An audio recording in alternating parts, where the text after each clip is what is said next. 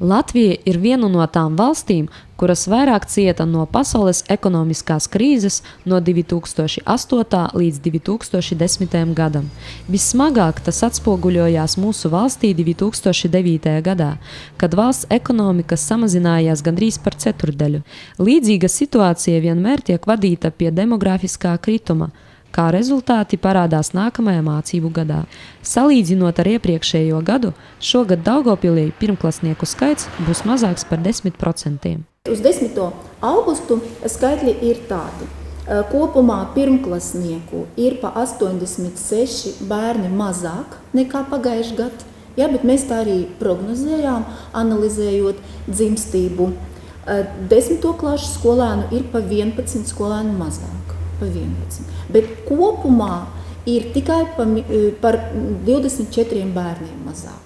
Kopējais uz šo brīdi skolēnu skaits pirmklasnieki ir 887, 10. klases 597 un kopā 9215.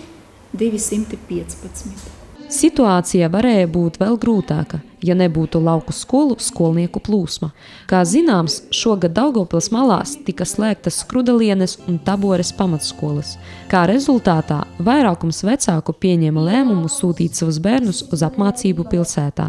Kādas pilsētas skolas šogad ir vispopulārākās? Tieši un noteikti atbildēt uz šādu jautājumu nevar, tā kā no 2015. gada 1. un 10. klašu skolēnu maksimālo skaitu mācību iestādēs nosaka Daugavpils domes komitejas locekļi izglītības un kultūras jautājumos. Tas tika darīts tam mērķim, lai risinātu pārpildīto skolu problēmu un nodrošinātu MK pieņemto normatīvu, kā arī sanitāri higienisko prasību izpildi. Tādējādi šogad 1. septembrī visvairāk audzēkņu, tas ir 803 skolēni, nāks 3. vidusskolā.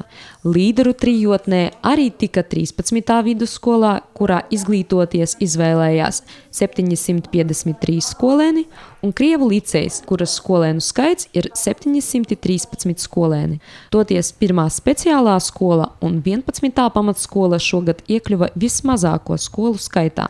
Kā pagājušo gadu, tā arī šogad brauciens pilsētas sabiedriskajā transportā skolēniem, kuru dzīves vieta ir deklarēta Daugavpilī, ir bezmaksas. Tiesa gan par braucambiļeti ir jārūpējas jau iepriekš. Ar šodienu var iesniegt un vajag iesniegt dokumentus skolās braucamās biļetes noformēšanai.